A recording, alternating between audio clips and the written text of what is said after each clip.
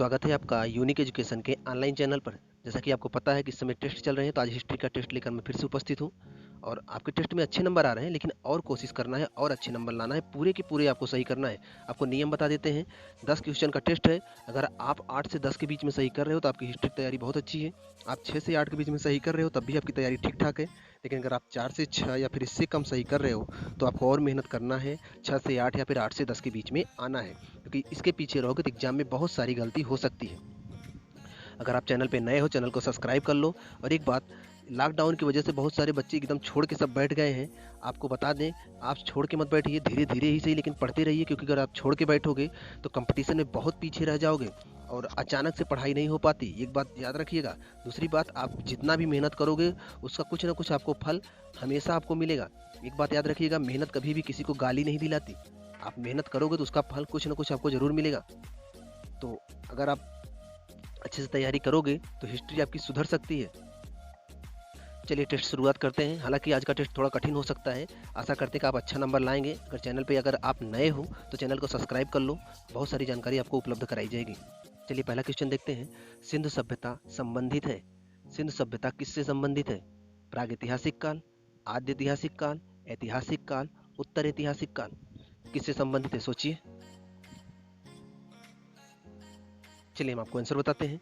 यहाँ पर option B सही है, आद्य ऐतिहासिक काल। सिंधु सभ्यता आद्य ऐतिहासिक काल से संबंधित है। थोड़ा सा डिटेल समझते हैं इसका क्या है। दरअसल प्राग ऐतिहासिक काल उस काल को कहते हैं जिस काल के कोई भी साक्ष्य नहीं मिले हुए, कुछ भी ऐसा साक्ष्य नहीं मिला है जिसके बारे में हम पढ़ सकें। मतलब कि ऐसा कोई लिखित साक्ष्य नहीं मिला है जिसको हम पढ़ के उस इतिहास के बारे में, उस काल के बारे में जान सकें। तो जिस काल के बारे में कोई लिखित साक्ष्य नहीं मिलता है उसे प्राग ऐतिहासिक काल कहते हैं। दूसरी बात, आद्य ऐतिहासिक काल ऐसे काल को कहते हैं कि जिस काल के बारे में लिखित साक्ष्य तो मिले हैं, लेकिन उस लेखन शैली को हम लोग ना पढ़ पाने की वजह से आज तक उसको पढ़ा नहीं जा सका। मतलब जिसके साक्ष्य मिले हैं लेकिन उन्हें पढ़ा नहीं जा सका, उन्हें आद्य ऐतिहासिक काल कहते हैं। तो सिंधु सभ्यता से जो भी साक्ष्य लेखन शैली में मिले हैं उन्हें आज तक नहीं पढ़ा गया है, इसलिए सिंधु सभ्यता किस में आती है? आद्य ऐतिहासिक काल में। ऐतिहासिक काल में क्या है? ऐतिहासिक काल में वे हैं कि जिनके साक्ष्य मिले हैं और जिन्हें पढ़ लिया गया है। और उत्तर ऐतिहासिक काल मतलब वर्तमान में जो चल रहा है, ये उत्तर ऐतिहासिक काल के अंतर्गत आप इसे रख सकते हो। तो यहाँ पर चारों फैक्ट इंपॉर्टेंट थे और जो आंसर है वो ऑप्शन बी सही है। याद रखिएगा, बहुत महत्वपूर्ण फैक्ट है। चलते हैं नेक्स्ट क्वेश्चन पर। अगला क्वेश्चन है, किसने आर्यों के आर्य देश के बारे में लिखा था? किसने आर्यों के आर्य देश के बारे में लिखा था? शंकराचार्य, एनी बेसेंट, विवेकानंद, बाल गंगाधर तिलक। सोचिए। चलिए आपको आंसर बताते हैं। यहाँ पर आंसर डी सही है, बाल गंगाधर तिलक। आर्य देश समझते हो आप? आर्य देश मतलब ध्रुवीय प्रदेश। जैसे पृथ्वी है, पृथ्वी में ये ध्रुव है और ये ध्रुव है।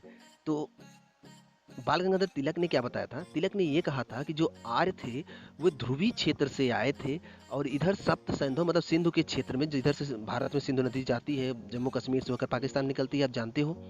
अगर आप भारत का मैप ऊपर वाला देखोगे तो ये ऐसे बनता है, आप याद होगा अगर मैप आप देखे होगे तो ये तो सिंधु नदी ऐसे जाती है, पाकिस्तान से होकर चली जाती है अरब सागर में। तो इस क्षेत्र को सिंधु प्रदेश बोलते हैं। तो उन्होंने कहा कि आर्य जो हैं ध्रुवीय प्रदेशों से आए थे, ध्रुवीय क्षेत्रों से आए थे और वे आकर सप्त सिंधु प्रदेश में बस गए थे और वहीं पर उन्होंने ऋग्वेद की रचना की थी। इनका कहने का मतलब ये था कि ऋग्वेद की रचना उन्हीं के द्वारा किया गया था। अब जितने भी ज्ञानी विद्वान आपको जानकारी में आते हैं, इनके हिसाब से, तिलक के हिसाब से सब आर्य थे और आए कहाँ से थे? ध्रुवीय क्षेत्र से। तो तिलक के बारे में आपको पिछले वीडियो में बताया गया था कि इनका जन्म कब हुआ था, याद होगा तो बताइए। 1856 में। मृत्यु कब हुई थी? 1920 में। तिलक फंड की स्थापना की गई थी, आपको पता होगा, सहयोग आंदोलन के लिए। इनके बारे में आपको बताया गया। विवेकानंद के बारे में भी आपको बताया गया था, अगर आपको पता होगा तो। 1800 इनका जन्म कब हुआ था? 1863 में। याद होगा। इनके गुरु कौन थे? स्वामी, याद करिए। इनके गुरु के बारे में भी आपको बताया गया था और उनके जन्म के बारे में बताया गया था। आप कमेंट बॉक्स में बताएंगे इनके गुरु कौन थे और उनके गुरु का बचपन का नाम क्या था। ये क्वेश्चन पूछा गया, 2-3 परीक्षाओं पूछा गया। विवेकानंद के जो गुरु थे उनके बचपन का नाम क्या था? आप इसे कमेंट बॉक्स में बताएंगे इनके गुरु कौन थे और उनका बचपन का नाम क्या था। एनी बेसेंट के बारे में थोड़ा सा देख लेते हैं। एनी बेसेंट आयरलैंड की थी, आप जानते हो, और भारत आई थी और यहीं पर बस गई थी। ये 1917 में कांग्रेस की अध्यक्षता की थी, भारतीय राष्ट्रीय कांग्रेस की अध्यक्षता की थी, ये इंपॉर्टेंट है। शंकराचार्य का संबंध केरल राज्य से है, ये 809 से ईस्वी के आसपास थे और ये केरल राज्य के हैं। तो यहाँ पर जो आंसर है क्वेश्चन नंबर 2 का, वो आंसर डी है। बाल गंगाधर तिलक ने आर्य देश के बारे में, मतलब आर्यों के बारे में कहा था कि ये आर्य देश मतलब ध्रुवीय क्षेत्र से आए थे। चलते हैं नेक्स्ट क्वेश्चन पर। अगला क्वेश्चन देखते हैं। अगला क्वेश्चन है मिलिंद पन्हो क्या है? बहुत इंपॉर्टेंट फैक्ट है, सोचिए मिलिंद पन्हो क्या है? ऑप्शंस हैं संस्कृत नाटक, जैन वृत्तांत, पाली ग्रंथ, फारसी महाकाव्य। इन चारों ऑप्शनों में से मिलिंद पन्हो क्या है, सोचिए। चलिए आपको आंसर बताते हैं। यहाँ पर ऑप्शन सी सही है, पाली वृत्तांत।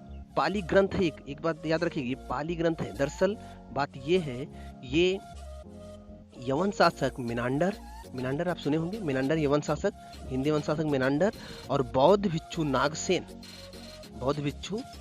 और यवन शासक मिनांडर के बीच जो वार्तालाप हुई थी बौद्ध धर्म को से संबंधित, उस वार्तालाप को नागसेन ने एक किताब में संग्रहित कर दिया है।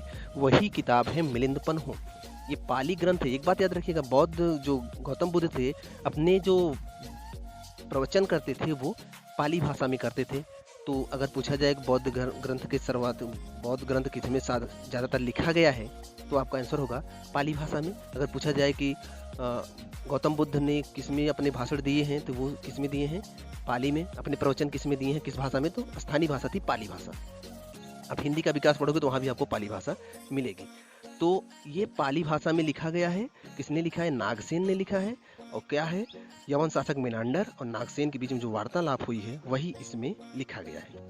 यहाँ पर ऑप्शन सी सही है, इंपॉर्टेंट है, याद रखिएगा। चलते हैं नेक्स्ट क्वेश्चन पर। अगला क्वेश्चन है रज्जुक थे क्या थे? चोल राज्य में व्यापारी थे, मौर्य शासन में अधिकारी थे, गुप्त साम्राज्य में सामंत थे, शक सेना में सैनिक थे। सोचिए रज्जुक क्या थे? चलिए हम आपको आंसर बताते हैं। रज्जुक मौर्य शासन में अधिकारी थे। इंपॉर्टेंट फैक्ट याद रखिएगा। दरअसल अशोक के तीसरा जो शिलालेख मिला है, अशोक का जो तीसरा शिलालेख मिला है, उसमें वो इनका वर्णन किया गया है और वहाँ बताया गया है कि ये जो रज्जुक होते थे, ये बंदोबस्त अधिकारी होते थे, बंदोबस्त व्यवस्था करते थे। इनके पास कुछ राजस्व व्यवस्था भी था, मतलब राजस्व का भी अधिकार था, और ये कुछ न्याय विभाग भी देखते थे। तो यहाँ पर बहुत सारी चीजें इंपॉर्टेंट है। तो यहाँ पर आपको आंसर पता हो गया होगा। यहाँ पर आंसर बी सही था। चलते हैं नेक्स्ट क्वेश्चन पर और अगला क्वेश्चन देखते हैं। अगला क्वेश्चन है सल्तनत काल में सर्व कर लगाया जाता था। सल्तनत काल में जो सर्व कर लगाया जाता था किस पर लगता था? व्यापार पर, ये पर है, सिंचाई पर, गैर मुसलमानों पर, उद्योगों पर। ये सर्व कर किस पर लगता था? अगर आप सल्तनत काल पढ़े होंगे तो आपको पता होगा सर्व कर किस पर लगता था। सोचिए। चलिए हम आपको आंसर बताते हैं। यहाँ पर आंसर बी सही है। यह एक प्रकार का सिंचाई कर था। सिंचाई कर किसने लगाया था? यह लगाया था फिरोज शाह तुगलक ने। फिरोज शाह तुगलक का नाम सुने होंगे आप। इसका समय था 1351 से 1388 तक। 1351 से 88 तक था फिरोज शाह तुगलक, और इसने ही सर्व कर लगाया था। और यह कर किस पे लगा था? जो लोग सिंचाई करते थे, किसान लोग, उनके सिंचाई पर टैक्स लगता था। कितना लगता था? 1/10 टैक्स लगता था। उपज का 1/10 शाही परिवार को या फिर सरकार को, वहां पर जो राजा होता था उसको देना होता था। यहाँ पर ऑप्शन बी सही है, इंपॉर्टेंट है। चलते हैं नेक्स्ट क्वेश्चन पर। अगला क्वेश्चन है आजीवक संप्रदाय के संस्थापक थे। आजीवक संप्रदाय के संस्थापक कौन थे? सोचिए। आनंद, राघलोभद्र, मक्खली गोसाल, उपाली। कौन था आजीवक संप्रदाय का संस्थापक? सोचिए। चलिए हम आपको आंसर बताते हैं। बड़ा महत्वपूर्ण फैक्ट है, याद रखिएगा, बहुत ही महत्वपूर्ण है। दरअसल आजीवक संप्रदाय के संस्थापक थे मक्खली गोसाल। मक्खली गोसाल के बारे में थोड़ा सा जानिए। ये थे महावीर स्वामी के ये शिष्य थे। पहली बात याद रखिएगा, ये महावीर स्वामी शिष्य थे, और महावीर स्वामी के शिष्य थे, और उनसे महावीर स्वामी से इनसे मतभेद हो गया, और इन्होंने एक नया संप्रदाय बताया। कौन सा? आजीवक संप्रदाय। ये नया संप्रदाय शुरू किया। महावीर स्वामी किसे थे? जैन धर्म से। अब देखो, महावीर स्वामी क्या कहते थे कि कर्म ही प्रधान है, जैसा कर्म करोगे वैसा होगे। ये महावीर स्वामी का मत था। इनका मत क्या था कि भाग्य ही सब कुछ होता है, कर्म का कोई प्रभाव नहीं पड़ता। आदमी के भाग्य में जो होगा वो उसको मिलकर रहेगा, वो चाहे जो कर्म करे उससे फर्क नहीं पड़ता। इनका विश्वास था कि आज देखो आजीवक संप्रदाय का विश्वास नियतिवाद में विश्वास करता था। इनके अनुसार संसार की प्रत्येक वस्तु भाग्य द्वारा पूर्ण नियंत्रित और संचालित होती है, मनुष्य के जीवन पर उसके कर्मों का प्रभाव नहीं पड़ता। मतलब कि इनके ये भाग्य को महत्व देते थे, कर्मों का कोई प्रभाव नहीं था। जो ये किसका था? आजीवक संप्रदाय के संस्थापक मक्खली गोसाल। ये भाग्य को मानते थे, कर्म को नहीं मानते थे। जबकि महावीर स्वामी किसको मानते थे? कर्म को मानते थे, भाग्य को नहीं मानते थे। इसीलिए इनसे मतभेद हो गया। तो ये याद रखिएगा, पहले इन्हीं के शिष्य थे महावीर स्वामी के, बस मतभेद की वजह से इन्होंने नया संप्रदाय खुद शुरू कर लिया। तो इंपॉर्टेंट फैक्ट है, याद रखिएगा। यहाँ पर जो पूछा गया आंसर सी सही होगा, याद रखिएगा। चलते हैं नेक्स्ट क्वेश्चन पर। अगला क्वेश्चन है, भारत में प्रथम रेल लाइन, बहुत इंपॉर्टेंट और बहुत सरल क्वेश्चन है, अगर आपको पता हो तो आंसर लगा लोगे। भारत में प्रथम रेल लाइन का निर्माण हुआ था, कब हुआ था? मतलब कहाँ से कहाँ के बीच हुआ था, ये पूछा गया है। हावड़ा और श्रीरामपुर के बीच, मुंबई और ठाणे के बीच, मद्रास और गुंटूर के बीच, दिल्ली और आगरा के बीच। सोचिए। चलिए आंसर बताते हैं आपको। यहाँ पर आंसर बी सही है। भारत में जो प्रथम रेल लाइन का निर्माण हुआ था 16 अप्रैल 1853 को मुंबई और ठाणे के बीच प्रथम रेल लाइन बिछाई गई थी। इसीलिए तो 16 अप्रैल को रेल दिवस मनाया जाता है। अगर आप पढ़े होंगे तो आपको पता होगा। यहाँ पर देखिए कुछ फैक्ट आपको दिखाते हैं। 16 अप्रैल 1853 को यह ट्रेन चलाई गई थी। यह ट्रेन 35 किलोमीटर की दूरी पर चली थी और जिस वक्त यह ट्रेन पटरी पर दौड़ी थी उस समय हो रहा था 3:35 पर यह चलाई गई थी। दूसरी बात कि यह ट्रेन बोरीबंदर जो मुंबई में है, छत्रपति शिवाजी टर्मिनल से ठाणे के बीच में चलाई गई थी, जिसे आज बोला जाता है मुंबई से ठाणे के बीच में ये चली थी। इंपॉर्टेंट फैक्ट है, याद रखिएगा। इस ट्रेन से संबंधित कुछ और फैक्ट देख लीजिए। इस ट्रेन को ब्रिटेन से मंगवाए गए 3 भाप इंजन सुल्तान, सिंधु और साहिब ने खींचा था और 20 डिब्बों की इस ट्रेन में 400 यात्रियों ने सफर किया था और 3:30 बजे यह चली थी। आपको अभी बताए थे, इंपॉर्टेंट फैक्ट है, इसको आप याद रखिएगा। एक फैक्ट और भी है, उसको भी देख लीजिए कि साल 1845 में कलकत्ता में great Indian peninsula rail company की स्थापना हुई थी और 1850 में इसी कंपनी ने मुंबई और ठाणे के बीच तक रेल लाइन बिछाने का काम शुरू किया था। तो कई इंपॉर्टेंट फैक्ट है यहाँ पर जो आपको बता दिए गए हैं। तो यहाँ पर आंसर बी होगा। अब सरल भी क्वेश्चन था, अगर आप जरा सा भी पढ़े होंगे तो आपको पता होगा। चलते हैं नेक्स्ट क्वेश्चन पर। अगला क्वेश्चन है, गांधी इरविन समझौता किस वर्ष हुआ था? गांधी और इरविन के बीच में समझौता किस वर्ष हुआ था? 1921 में, 1929 में, 1931 में, 1933 में? सोचिए। चलिए हमको ऐसे बताते हैं। यहाँ पर ऑप्शन सी सही है, 1931 में। दरअसल लंदन में गोलमेज सम्मेलनों का आयोजन हो रहा था और प्रथम गोलमेज सम्मेलन में कांग्रेस भाग नहीं ली थी। आप जानते होंगे कांग्रेस जब भाग नहीं ली तो यहाँ पर बड़ी प्रॉब्लम हो रही थी। एक मिनट।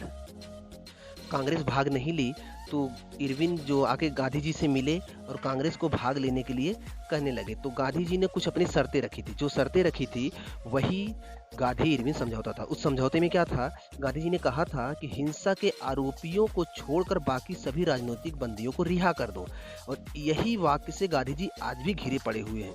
दरअसल गांधी जी ने कहा कि जो हिंसा के आरोपी हैं उनको छोड़ दो, बाकी आरोपियों को छोड़कर बाकी जो और हैं उनको आप रिहा कर दो। मतलब जो आपको लग रहा है जो आरोपी हैं, हिंसा किए हैं, तो उनको मत छोड़िए, बाकी छोड़ दीजिए। तो इसी दौरान अंग्रेजों ने बहुत सारे लोगों को छोड़ा लेकिन भगत सिंह को नहीं छोड़ा। और जब भगत सिंह को नहीं छोड़ा तो गांधी जी दोबारा फिर कुछ नहीं बोले भगत सिंह के बारे में और भगत सिंह को फांसी हो गई। तो यही बात आज भी चलती रहती है। अगर गांधी जी चाहे होते तो भगत सिंह बच जाते। तो यही बात आज भी चलती है। तो ये बड़ा इंपॉर्टेंट फैक्ट है, याद रखिएगा। ये गांधी इरविन समझौते की बात है। और दूसरा जो मांगे थे, भारतीयों को समुद्र के किनारे नमक बनाने का अधिकार दिया जाए। भारतीयों को शराब एवं विदेशी कपड़ों की दुकान के सामने धरना दे सकते हैं, मतलब कि शराब यहाँ पर नहीं बिकेगी, विदेशी कपड़े नहीं बिकेंगे। तो बहुत सारी चीजें अपनी मनवाए थे। तो याद रखिएगा, ये देखो 5 मार्च 1931 को ये समझौता हुआ था। तो कई चीजें यहाँ पर इंपॉर्टेंट है, बस आपको सन पूछा गया था तो आपको पता। तो यहाँ पर आंसर सी सही है, 1931 में, याद रखिएगा। और जो आपको फैक्ट बताया जिसकी वजह से आज भी गांधी जी को कहा जाता है, वो कहानी यही थी। उन्होंने कहा था कि जो आपको लग रहा है कि निर्दोष है उन्हें छोड़ दीजिए, जो आपको लग रहा है कि निर्दोष नहीं उन्हें आप मत छोड़िए। तो भगत सिंह को उन लोगों ने नहीं छोड़ा और उनको फांसी दे दिया। इसलिए गांधी जी को आज भी लोग उल्टा सीधा बोलते रहते हैं। चलते हैं नेक्स्ट क्वेश्चन पर। अगला क्वेश्चन है, किन लोगों ने स्वराज पार्टी का गठन किया था? स्वराज पार्टी का गठन किन लोगों ने किया था? राजेंद्र प्रसाद, सरदार पटेल और अबुल कलाम आजाद। कि पहला ऑप्शन है राजेंद्र प्रसाद, सरदार पटेल, अबुल कलाम आजाद। दूसरा ऑप्शन है जवाहरलाल नेहरू, सुभाष चंद्र बोस, गोविंद बल्लभ पंत। तीसरा ऑप्शन है CR दास, मोतीलाल नेहरू। चौथा ऑप्शन है बाल गंगाधर तिलक और तेज बहादुर सप्रू। सोचिए किसने स्वराज पार्टी का गठन किया था। चलिए हम आपको आंसर बताते हैं। यहाँ पर ऑप्शन सी सही है, CR दास और मोतीलाल नेहरू ने। दरअसल बात ये थी, गांधी जी 1920 में असहयोग आंदोलन चलाए, आप जानते होंगे, और 1922 में चौरी चौरा कांड जैसे ही हुआ, गांधी जी ने आंदोलन वापस ले लिया।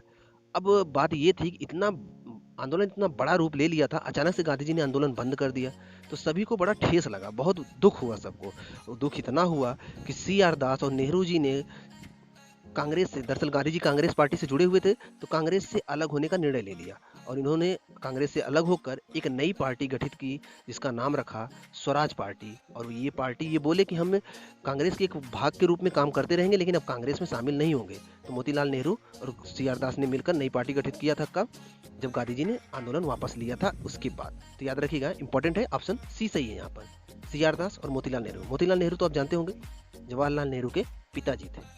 चलते हैं नेक्स्ट क्वेश्चन पर। अंतिम क्वेश्चन है, ध्यान से दीजिएगा आंसर। साइमन कमीशन भारत कब आया? साइमन कमीशन भारत कब आया? 1927, 1928, 1931, 1929। सोचिए।